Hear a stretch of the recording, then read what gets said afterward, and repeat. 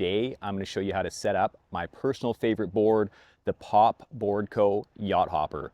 I have the board in the Teak Blue Mint. We also do have the board in the Neon, which is a Turq Pink Yellow. First off, guys, what I like to do is make sure obviously you have your kit all set up here. Comes in a nice bag, ripstop bag. Also has 3 wheels on the back, backpack straps, waist strap, so you guys can hike in, walk it down the dock, all that good stuff. So the first thing that I like to do, obviously pop your board bag on the ground, open up the bag all the way. I always store my paddle in here. Take that, set it to the side.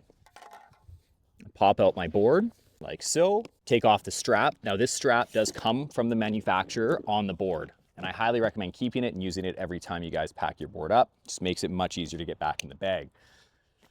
What I do after that is I obviously roll out the board here, and you can always give it a little flap like so. The next part, of course, is going to be inflating the board. Now, I've been in the industry for about 13 years now, coming up 14 years. I've done countless trade shows, hand pumping every single board.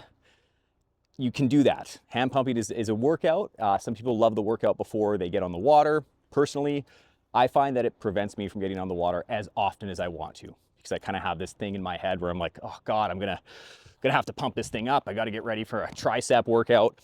So if you are using your hand pump, it's going to be in the front of your bag. On your hand pump, you have your in and out. So there's 2 different nozzles, in and out.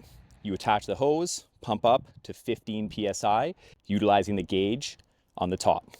That's if you're using a hand pump. What I personally like to use is an electric pump. This is the Shark 3 from Outdoor Master. It is our #1 selling pump for many reasons. I'm going to do a separate video reviewing this pump. But essentially, it's battery pack operated. You can also plug it in to a 12 volt. Charges just like a phone or laptop with a USB-C charger.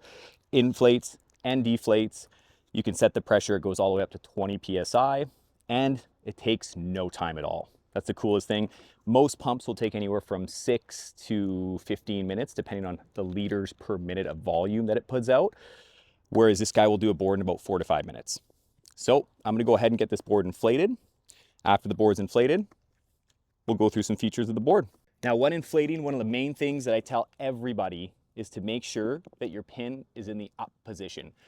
There's been countless times I've been on the beach, watch somebody work out for 15, 20 minutes to pump up their board, only to pull the hose and have that board lose almost all of its pressure. Super frustrating. So you twist this valve to make sure it's in the upright position. Acts as a one-way valve system. Plug in your pump. And then for this, we power on the pump and we set it to 15 PSI. Alrighty, we're all set. And we start inflating. Wow, that was fast. That's the benefit of using an electric pump, guys. So totally up to you again. And like I said, I will do a separate review on some of the pumps that we carry. Shark 3 from Outdoor Master is my personal favorite. We are all set to go. There's only a few more things that we want to take care of on the board here. The first thing is going to be installing your fin. So with this board, the 2025 models and 2026 models come with a click-in fin, which is much easier to install. I find that oftentimes people will lose their fin screw and plate screw.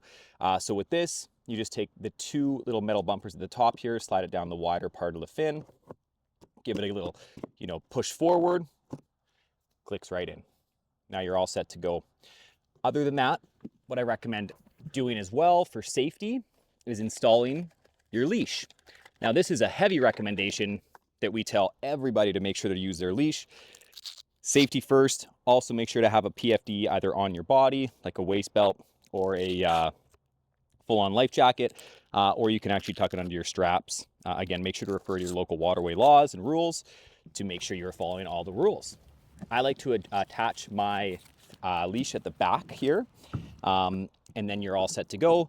Attach it to your ankle, jump in the water. Now it's time to have some fun paddling. Thanks, guys.